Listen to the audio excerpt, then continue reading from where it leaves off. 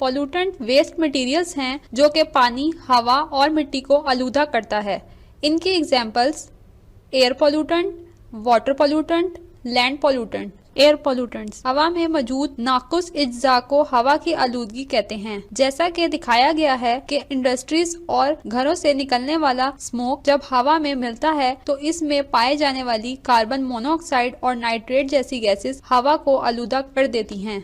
Water pollutants पानी की आलूदगी वाटर बॉडीज यानी लेक, रिवर्स वगैरह से पैदा होने वाले अज्जा से होती है। जैसा कि दिखाया गया है कि जब समुद्री जहाज से निकलने वाला वेस्ट और ऑयल पानी में मिलता है तो वो पानी को आलूदा करता है, जिससे वाटर लाइफ मुतासिर होती है।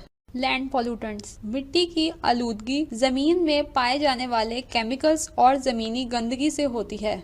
Effects of air pollutants Fizaia आलूदगी की वजह से मौसम में तब्दीली आती है, जिससे प्लांट्स आलूदा हो जाते हैं और इससे बिल्डिंग्स भी मुतासिर होती हैं।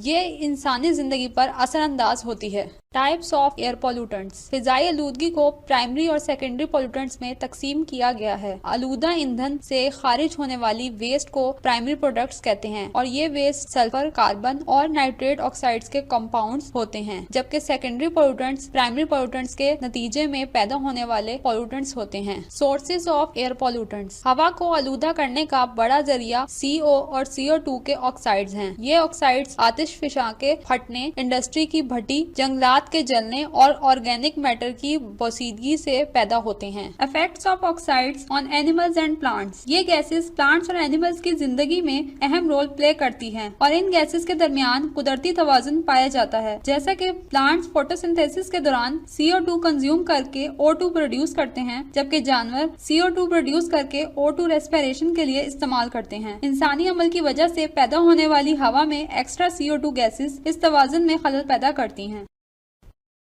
Greenhouse effect and global warming सूरज की शुआएं जमीन पर पहुंचकर स्पेस में रिफ्लेक्ट बैक करती हैं, जिससे हीट भी जमीन से स्पेस में रेडिएट होती है।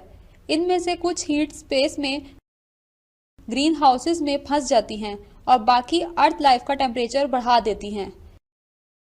इंसानी अमल यानी फॉसिल फ्यूल्स का जलना और एग्रीकल्चर की वजह से पैदा होने वाली ग्रीन हाउसेस की मिकदार स्पेस में बढ़ जाती है। फिर ये गैसेस हीट के साथ मिलकर अर्थ का टेम्परेचर बढ़ा देती हैं, जिसे ग्लोबल वार्मिंग कहते हैं।